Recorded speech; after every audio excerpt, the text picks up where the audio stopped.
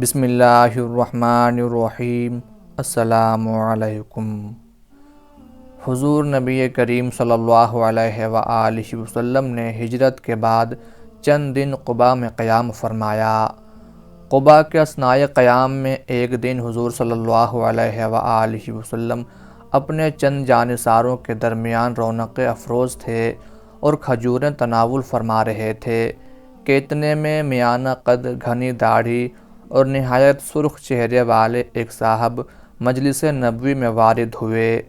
ان کا لباس گرد آلود تھا، چہرے پر تھکان کے آثار تھے اور ایک آنکھ پر پٹی بندھی ہوئی تھی۔ صاف معلوم ہوتا تھا کہ وہ کسی لمبے سفر سے آ رہے ہیں اور ان کی آنکھ دکھ رہی ہے۔ ان صاحب نے سرور عالم صلی اللہ علیہ وآلہ وسلم اور دوسرے حاضرین مجلس کو سلام کیا اور پھر کچھ کہے سنے بغیر کھجوروں کے شغل میں شریک ہو گئے۔ ان کے کھانے کا انداز ان کی شدت بھوک کی غمازی کر رہا تھا۔ حضرت عمر فاروق رضی اللہ تعالی عنہ بھی اس موقع پر موجود تھے۔ انہوں نے حیران ہو کر پوچھا، یا رسول اللہ صلی اللہ علیہ وآلہ وسلم، ملاحظہ فرمائیے ان کی آنکھ دکھ رہی ہے اور کس شوق سے کھجوریں اڑا رہے ہیں۔ چونکہ آشوب چشم کی حالت میں کھجور کھانا مضر ہوتا ہے، اس لیے حضور صلی اللہ علیہ وآلہ وسلم نے بھی ان صاحب سے مخاطب ہو کر فرمایا، سبحان اللہ، تمہاری آنکھ آئی ہے اور کھجوریں کھا رہے ہو۔ ان صاحب نے عرض کیا، یا رسول اللہ صلی اللہ علیہ وآلہ وسلم، میں اس آنکھ کی طرف سے کھا رہا ہوں جو اچھی ہے۔ ان کا جواب سن کر سرور عالم صلی اللہ علیہ وآلہ وسلم اس قدر ہنسے کہ دندان مبارک کا نور ظاہر ہونے لگا۔ کھجوروں سے فارغ ہو کر وہ صاحب حضرت ابوبکر صدیق رضی اللہ تعالی عنہ کی طرف متوجہ ہوئے اور کہا، واہ صاحب، آپ خود تو رسول اللہ کے ہمراہ آ گئے اور مجھے ساتھ نہ لیا۔ پھر حضور صلی اللہ علیہ وآلہ وسلم کی خدمت میں عرض کیا، یا رسول اللہ، میرے ماں باپ آپ پر قربان، آپ نے بھی اس عاجز کا خیال نہ فرمایا۔ میں مکہ میں تنہا رہ گیا اور قریش مجھ پر چڑھ دوڑے۔ اپنا مال و اسباب سب کچھ انہیں دے کر بڑی مشکل سے جان چھڑائی اور آپ تک پہنچا۔ حضور صلی اللہ علیہ وآلہ وسلم نے مسکراتے ہوئے فرمایا، ابو یحییٰ، تم نے بڑی نفع مند تجارت کی، ابو یحییٰ، تم نے بڑی نفع مند تجارت کی۔ اس کے ساتھ ہی وحی الہی کے یہ الفاظ لسان رسالت صلی اللہ علیہ وآلہ وسلم پر جاری ہو گئے، وَمِنَ النَّاسِ مَن يَشْرِي نَفْسَهُ ابْتِغَاءَ مَرْضَاتِ اللَّهِ وَاللَّهُ رَءُوفٌ بِالْعِبَادِ۔ لوگوں میں بعض ایسے بھی ہیں جو اپنی جانیں اللہ کی رضا کے لیے بیچ دیتے ہیں اور اللہ اپنے بندوں پر بڑا مہربان ہے۔ یہ صاحب جن کی استقامت اور قربانی کو بارگاہ خداوندی میں کھلے لفظوں میں شرف قبول حاصل ہوا اور جن کے جذبہ فدویت کی خیر الخلائق، فخر کائنات، امام الانبیاء، نبی رحمت صلی اللہ علیہ وآلہ وسلم نے تحسین فرمائی، حضرت صہیب رومی رضی اللہ تعالی عنہ تھے۔ حضرت صہیب رومی رضی اللہ تعالی عنہ کا شمار حضرت بلال، حضرت عمار بن یاسر، حضرت عامر بن فہیرہ اور حضرت خباب بن ارت رضی اللہ تعالی عنہما جیسے عظیم المرتبت صحابہ کی صف میں ہوتا ہے۔ اللہ کے یہ پاک باز بندے مکہ میں غریب الدیار تھے اور اعدائے اسلام کے گھروں میں غلامانہ زندگی گزار رہے تھے، لیکن جو ہی ان کے کانوں تک پیغام حق پہنچا، انہوں نے اس کے قبول کرنے میں ایک لمحہ بھی تامل نہ کیا اور یوں سابقون الاولون کی مقدس جماعت میں شامل ہو گئے۔ یہ دعوت حق کا ابتدائی زمانہ تھا۔ جو شخص نعمت اسلام سے سعادت اندوز ہوتا، کفار کی لرزہ خیز ستم رانیوں کا ہدف بن جاتا۔ پردیسی لوگ چونکہ بالکل بے یار و مددگار تھے، اس لیے شقی القلب کفار ان پر دل کھول کر ظلم ڈھاتے تھے۔ چنانچہ حضرت صہیب رومی رضی اللہ تعالی عنہ بھی عرصہ تک ان کی مشق ستم کا نشانہ بنتے رہے۔ وہ عراق کے کسی گاؤں کے رہنے والے تھے۔ والد کا نام سنان بن مالک اور والدہ کا نام سلمہ تھا۔ یہ خاندان اپنے علاقے میں بہت معزز تھا۔ سنان یا ان کے بھائی لبید شاہ ایران کی طرف سے ابواللہ کے حاکم تھے۔ حضرت صہیب ابھی کم سن ہی تھے کہ اہل روم نے ابواللہ پر دھاوا بول دیا اور دوسرے مال و اسباب کے علاوہ حضرت صہیب کو بھی پکڑ کر اپنے ساتھ لے گئے۔ چنانچہ انہوں نے لڑکپن سے جوانی تک کا زمانہ رومیوں کی غلامی ہی میں گزارا، اس لیے رومی مشہور ہو گئے۔ ایک دفعہ بنو کلب کے کچھ تاجر اس علاقے میں گئے جہاں حضرت صہیب غلامی کی زندگی گزار رہے تھے۔ کلبی تاجروں نے حضرت صہیب کو رومیوں سے خرید لیا اور اپنے ساتھ مکہ لے آئے۔ یہاں انہیں عبداللہ بن جدعان نے کلبوں سے خرید لیا۔ مستدرک حاکم میں ہے کہ ابن جدعان نے انہیں خرید کر آزاد کر دیا، لیکن ابن سعد کا بیان ہے کہ حضرت صہیب رضی اللہ تعالی عنہ فرار ہو کر مکہ پہنچے اور عبداللہ بن جدعان سے حلیفانہ تعلق قائم کر لیا۔ قرائن سے معلوم ہوتا ہے کہ حضرت صہیب رضی اللہ تعالی عنہ ایک ہنرمند اور محنتی آدمی تھے۔ وہ جب مکہ آئے تھے تو بالکل تہی دست تھے، لیکن چند سال کے اندر اندر اتنا روپیہ کما لیا کہ مکہ کے صاحب ثروت لوگوں میں شمار ہونے لگے۔ اسی زمانے میں سرور عالم صلی اللہ علیہ وآلہ وسلم نے دعوت حق کا آغاز فرمایا۔ حضرت صہیب کو مبدأ فیاض نے طبع سلیم سے نوازا تھا۔ اس دعوت کا حال سنا تو ایک دن حضرت ارقم بن ابی ارقم رضی اللہ تعالی عنہ کے مکان پر پہنچے، جہاں رسول اکرم صلی اللہ علیہ وآلہ وسلم اپنے چند جانثاروں کے ہمراہ پناہ گزین تھے۔ حضرت صہیب رضی اللہ تعالی عنہ نے بارگاہ رسالت میں حاضر ہو کر کلمہ شہادت پڑھا تو حضور صلی اللہ علیہ وآلہ وسلم کو بہت مسرت ہوئی۔ آپ صلی اللہ علیہ وآلہ وسلم فرمایا کرتے کہ صہیب روم کا پہلا پھل ہے۔ حضرت صہیب رومی رضی اللہ تعالی عنہ ایک بے یار و مددگار غریب الوطن تھے۔ مشرکین کے شر سے محفوظ رہنے کے لیے اپنا اسلام بعض دوسرے اصحاب کی طرح مخفی رکھ سکتے تھے، لیکن ان کے جوش ایمان نے گوارا نہ کیا کہ ایک دن بھی اپنا اسلام چھپا کر رکھیں۔ مشرکین کے سامنے کھلم کھلا اسلام کا اظہار کر کے انہوں نے گویا بھیڑوں کے چھتے کو ہاتھ لگا دیا۔ یہ بدبخت ان پر اپنے تمام شیطانی حربوں کے ساتھ پل پڑے اور انہیں نت نئی اذیتیں دینا اپنا مشغلہ بنا لیا۔ کبھی گرم ریت پر لٹاتے، کبھی پانی میں غوطے دیتے، کبھی مار مار کر لہو لہان کر دیتے، لیکن آفرین ہے اس مرد وفا سرشت پر کہ ایک لمحہ کے لیے بھی حق سے روگردانی نہ کی۔ غرض اسی طرح کے زہرہ گداز مظالم سہتے سہتے ایک مدت گزر گئی، یہاں تک کہ حضور اکرم صلی اللہ علیہ وآلہ وسلم نے صحابہ کرام کو مدینہ کی طرف ہجرت کرنے کی اجازت دے دی۔ چنانچہ اکثر صحابہ کرام ہجرت نبوی سے کچھ عرصہ پہلے ہی مدینہ منورہ چلے گئے، تاہم حضرت صہیب رضی اللہ تعالی عنہ مکہ ہی میں مقیم رہے۔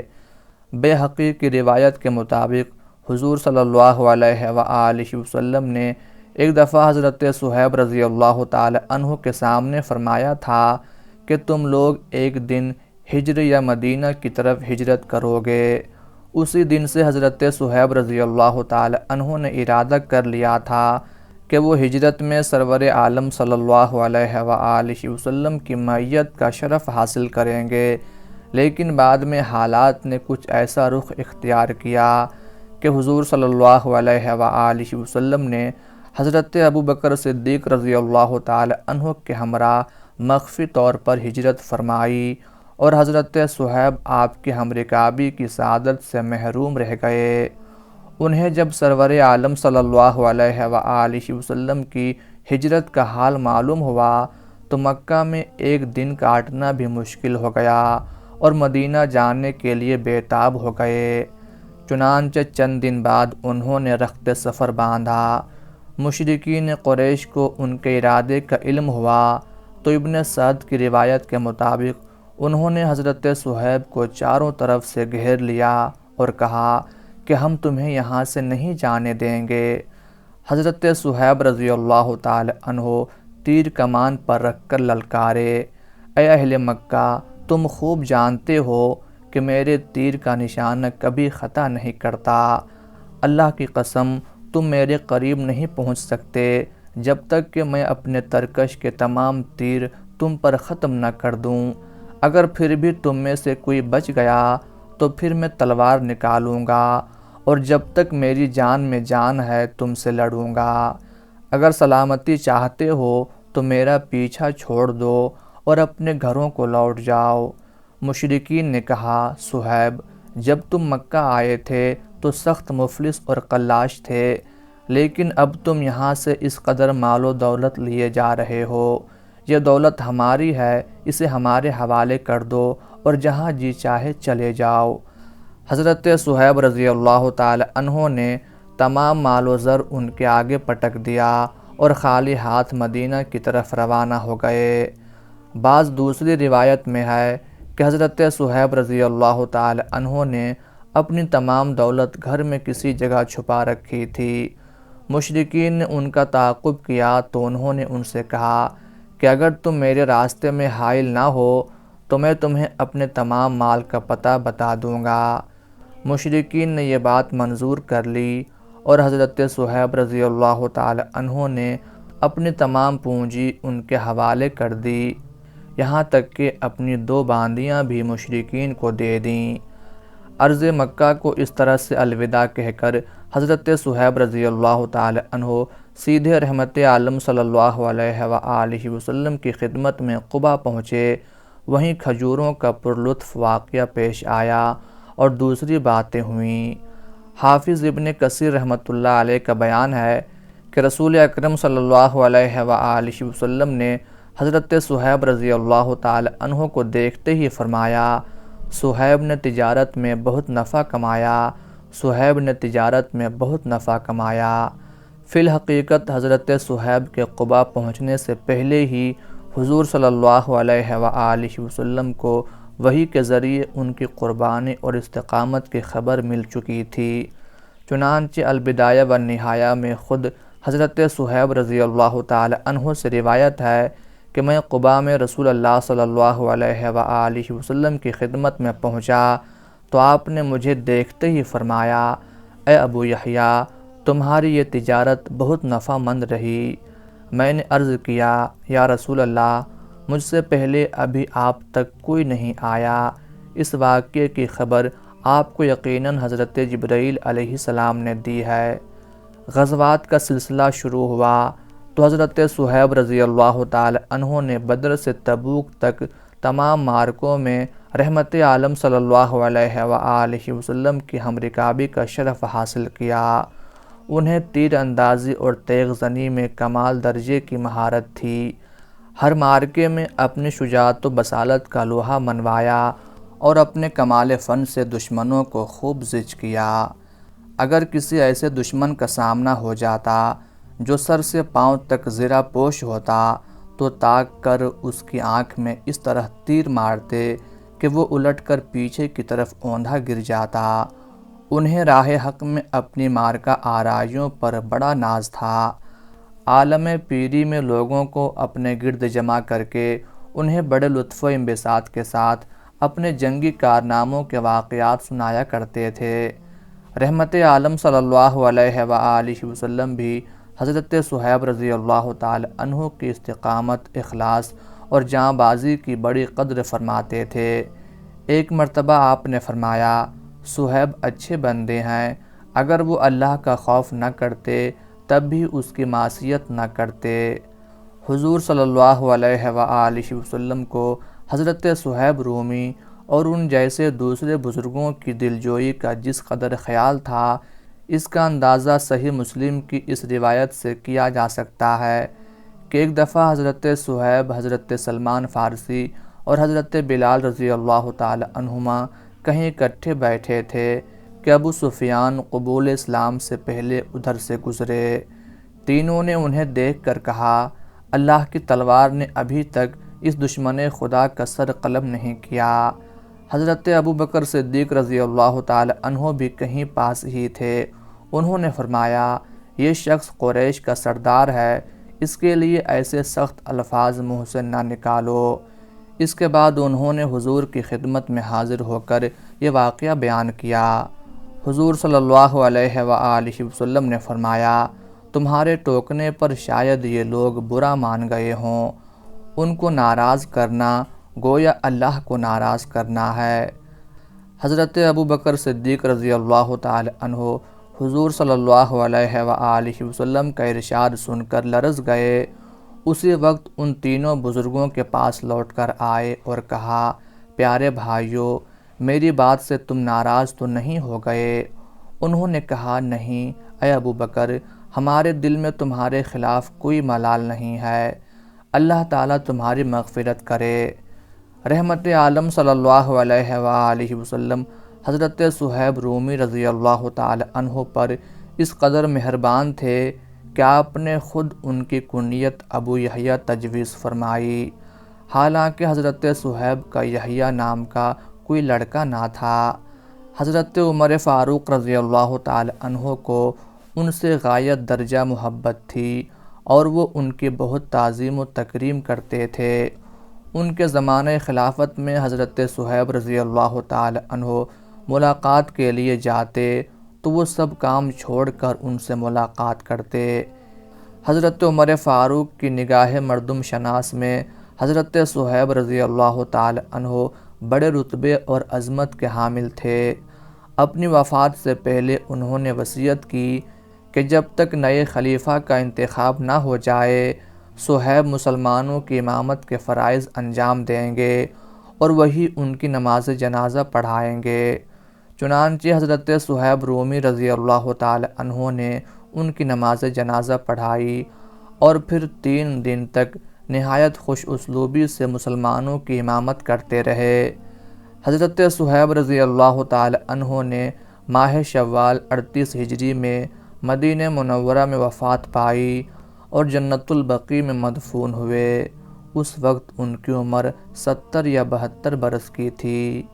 اللہ تعالیٰ کی ان پر ہزارہ رحمتیں نازل ہوں، آمین یا رب العالمین۔